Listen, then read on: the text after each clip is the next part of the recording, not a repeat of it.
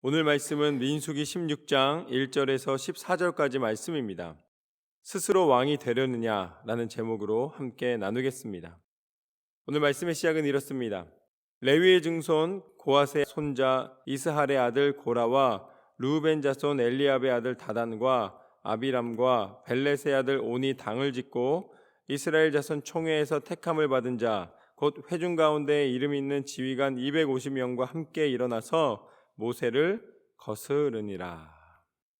오늘 말씀은 이 레위 증손이었던 고핫과 그리고 또 엘리압의 아들이었던 다단과 그리고 또 이 아비람과 벨렛의 아들 온이 당을 짓고 이스라엘 자손 중에서 이제 이름 있는 지휘관들과 함께 모세에게 저항하는, 모세를 원망하고 모세에게 이 반대하는 일이 벌어지게 되는 것을 보여주십니다. 그들이 그렇게 할 수 있었던 이유는 무엇일까요? 오늘 말씀에 보이는 것처럼 이름 있는 사람들이 함께 했기 때문입니다. 그들의 명성과 그들이 갖고 있는 힘이죠. 사람들이 모여서 이 말을 하나로 만드는 힘을 가지고서는 모세에게 저항하고 있는 모습을 보게 됩니다. 여러분, 자신에게 명성이 생기고 자신에게 힘이 생기는 것과 하나님의 뜻이 항상 일치하지 않는다는 것을 깨닫는 것이 지혜인 줄로 믿습니다. 사람은 자신에게 명성이나 힘이 생기면은 그것이 마치 자신이 가지고 있는 가장 큰 능력이고 또 그것이 하나님의 응답이라고 생각하는 경우가 많이 있어요. 그러나 그곳에서 우리에게 필요한 것은 무엇이냐면 하나님의 뜻이 어디 있는가 다시 한번 점검하는 믿음의 점검이 필요합니다. 그러나 이 고핫과 이 이름 있는 지휘관들은 자신들의 힘을 모아서 당을 지었습니다. 당을 지었다는 것은 자신들의 뜻을 모았다라는 것입니다. 하나님의 뜻을 구한 것이 아니라 자신들의 뜻을 모았다. 그래서 3절 말씀에 보면 그들이 모여서 모세와 아론을 거슬러 그들에게 이르되 너희가 분수에 지나도다. 회중이 다 각각 거룩하고 여호와께서도 그들 중에 계시거늘 너희가 어찌하여 여호와의 총회 위에 스스로 높이느냐. 그들이 모세에게 하는 말은 무엇이냐면 우리도 다 똑같은 사람들이고 우리도 다 거룩함을 입고 우리도 다 제사드리고 하는데 어찌 너만 거룩하냐? 너는 왜 스스로 높이느냐라고 이야기를 하는 것입니다. 그러니까 모세를 비판하는 것이죠. 그러나 여기서 중요한 것은 오늘 말씀의 첫 번째인데 기준이 어디에 있느냐라는 것입니다. 그들이 모세에게 왜 스스로 높이느냐라고 평가를 하고 있는데 과연 그 스스로 높인다니까 그 기준이 어디에서 왔느냐라고 우리는 질문해야 된다는 것이죠. 결국 자신의 생각이 모세를 평가하는 기준으로 삼고 있는 것이죠. 그때 모세가 어떠한 행동을 하는가 4절 말씀에 보면 모세가 듣고 엎드렸다가 모세가 그 말을 들었을 때에 엎드립니다. 바로 말하지 않아요.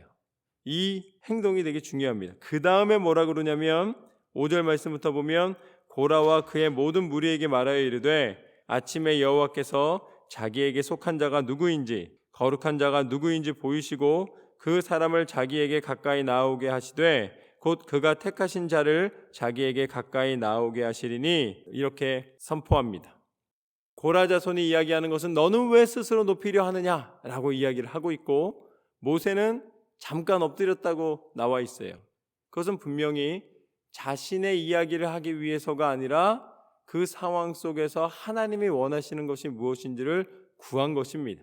그 이후에 뭐라고 대답하냐면 이 모든 일에 하나님이 판단하실 것이다 라고 이야기를 합니다. 내가 언제 스스로 높이려 했느냐라고 자신을 대변하지 않았습니다. 그리고 내가 이렇게 하기를 원한다고 자신의 뜻을 표명하지 않았습니다. 그리고 그랬냐? 그러면 나는 이렇게 하겠다고 타협하지 않았습니다. 모세가 그 다음에 선포하고 있는 것은 무엇이냐면 내가 철저히 하나님에게 이 모든 판단을 맡기겠노라. 하나님의 뜻에 맡기고 있는 모세의 대답을 듣게 됩니다. 그렇게 하나님 앞에 맡기겠노라 한 다음에 그 다음에 6절 말씀에 보면은 이렇게 하라. 너 고라와 내 모든 무리는 향로를 가져다가 내 여호와 앞에서 그 향로에 불을 담고 그 위에 향을 두라. 그때 여호와께서 택하신 자는 거룩하게 되리라. 레위 자손들아, 너희가 너무 분수에 지나치느니라. 결국 하나님의 기준에 맡겨야지 이 일을 너희가 나를 평가하고 나를 빗대어 하나님의 뜻을 원망하면 안 된다라는 것입니다. 자신이 평가하는 기준으로 자신 스스로가 잘못된 길을, 그릇된 길을 걸어가고 있는 모습을 보여주고 있습니다. 결국은 남을 판단하는 그 판단으로 자신이 판단을 받게 된다는 사실을 기억하십시오. 고라는 모세에게 분수에 지나치게 너는 왜 이런 행동을 하느냐, 우리도 거룩하다라고 이야기했지만 오히려 그 말을 하고 있는 고라가 그러한 행동을 하고 있는 사실을 우리는 보게 되는 것입니다. 그때 8절과 9절 말씀을 보면 이것이 중요한 일임을 이야기해 주십니다. 모세가 또 고라에게 이르되 너희 레위 자손들아 들으라. 이스라엘의 하나님이 이스라엘 회중에서 너희를 구별하여 자기에게 가까이 하게 하사 여호와의 성막에서 봉사하게 하시며 회중 앞에 서서 그들을 대신하여 섬기게 하심이 너희에게 작은 일이겠느냐. 이제 이게 바로 고라가 반기를 든 이유를 모세가 정확하게 짚어주고 있는 장면입니다. 고라가 왜 갑자기 이렇게 원망을 하고 반기를 들고 있는 거예요? 똑같이 레위인인데, 똑같이 성막을 섬기는데 나는 왜 그릇 닦고 있냐는 거예요. 나도 저 앞에 서서 리더가 되고, 나도 저 앞에 서서 사람들 앞에 칭찬받고 명성을 얻고 더 많은 무리를 모을 수 있는 이 전체를 모으고 싶다는 것입니다. 이 작은 것에서 내가 리더가 되고 인정을 받는 거에 머물지 않고 이 전체를 내가 다 다스리고 이 전체를 인도하는 거에 왜 나는 안 되냐라고 묻고 있는 것입니다. 결국 이것이 무엇입니까? 이것이 바로 사단이 하나님 앞에 피조물임에도 불구하고 하나님을 넘어서려 했던 그 교만함이 역사하는 것입니다. 사람이 결국은 하나님이 내게 주신 사명이 무엇인지를 깨닫고 내 인생의 순간순간마다 하나님의 함께하심이 진정한 은혜임을 깨닫게 되면은 감사를 고백하게 되는데, 그게 아니라 마음에 교만이 들어오고 사단이 끊임없이 우리를 유혹하고 공격할 때에 거기에 넘어가게 되면은 결국은 높은 데 마음을 두고 오히려 자신의 생각을 갖고 자신의 잘못을 가지고 남을 판단하며 자신이 높아지기 위하여서 남을 넘어뜨리는 그런 행동을 서슴지 않는 것을 보게 되는 것입니다. 이것을 교회 봉사로 이야기하자면 작은 휴지 하나를 줍고 교회의 어렵고 힘든 부분들을 오히려 보살피는 것이, 그것이 더 내 마음 가운데 하나님이 주신 믿음이라면 그것을 행하는 것이 위에 서서 앞에 서서 높이 서서 선포하는 것보다 하나님께서 더 기뻐하시는 일이고 중심을 드릴 수 있는 개인의 믿음의 고백임을 다시 한번 깨달으시길 주님의 이름으로 축원합니다. 내가 얼마나 작은 것에서도 충성되이 하나님 앞에 섬김으로 나아가느냐. 하나님은 크고 작음으로 판단하시는 분이 아니라 우리의 중심을 보시는 하나님이십니다. 고라는 이미 중심이 어떻게 되어 있냐면 큰 일과 작은 일로 스스로 나누고 있고, 이제 이것에서 만족하지 못하고 내가 더 큰 명성을 얻겠노라 하는 교만한 마음이 들어갔을 때에 결국은 그는 모세를 원망하게 되고 궁극적으로는 하나님을 원망하는 죄를 범하게 되었습니다. 그러므로 10절 말씀처럼 하나님이 너와 내 모든 형제 레위 자손으로 너와 함께 가까이 오게 하셨거늘 너희가 오히려 제사장의 직분을 구하느냐. 내게 맡겨진 사명을 감당하기보다는 그것에 원망을 하고 불만을 갖고 다른 더 좋아 보이는, 더 커 보이는 것에 내 마음이 있으니 이것이 어찌 어리석은 일이 아니겠느냐. 이제 모세가 그들에게 선포를 합니다. 12절 말씀처럼 모세가 엘리압의 아들 다단과 아비람을 부르러 온 사람을 보냈더니 그들이 이르되 우리는 올라가지 않겠노라. 내가 우리를 적과 꿀이 흐르는 땅에서 이끌어내어 광야에서 죽이려 함이 어찌 작은 일이기에 오히려 스스로 우리 위에 왕이 되려 하느냐.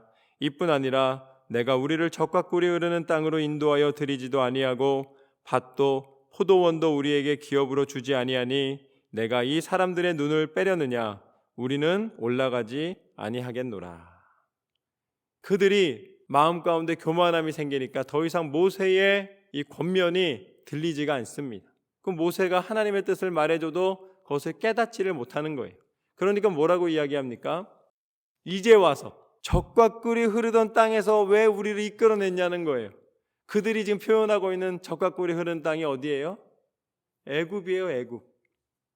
그 노예 생활을 하면서 신음하며 부르짖으며 하나님 앞에 간구하였던 그 땅에서 건져냈더니 이제 뭐라 그러는 거예요? 조금 편해지고 조금 이제 지위가 생기고 이러니까 옛날이 좋았는데 왜 우리 이곳으로 이끌어냈냐? 우리를 왜 이렇게 고생시키냐? 고생이 아니라 과정인데. 그러면서 또 뭐라 그럽니까? 이걸로 봐서 앞으로 젖과 꿀이 흐르는 땅으로 인도한다는 말을 내가 믿지 못하겠노라. 이게 뭐예요? 사람의 논리입니다. 사람의 논리예요. 내가 이렇게 하였으니 앞으로도 이렇게 될 것이다. 그러니까 내가 경험한 것, 내가 가지고 있는 상식, 내 지식 속에서 모든 것을 판단하고 모든 것을 가늠하는 것입니다. 여러분, 이것은 믿음이 아닙니다. 때로는 우리에게 하나님이 주신 지혜로 다음을 계획하고 구상하는 것이 필요할 때가 있습니다.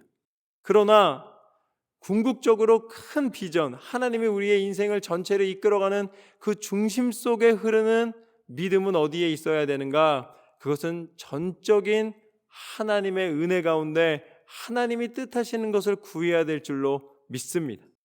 하나님이 인도해 주시는 그 땅을 향하여 가면서 어떻게 갈까를 고민하는 것이지 어떻게 갈까 고민이 궁극적인 목적이 될 수는 없다라는 거예요.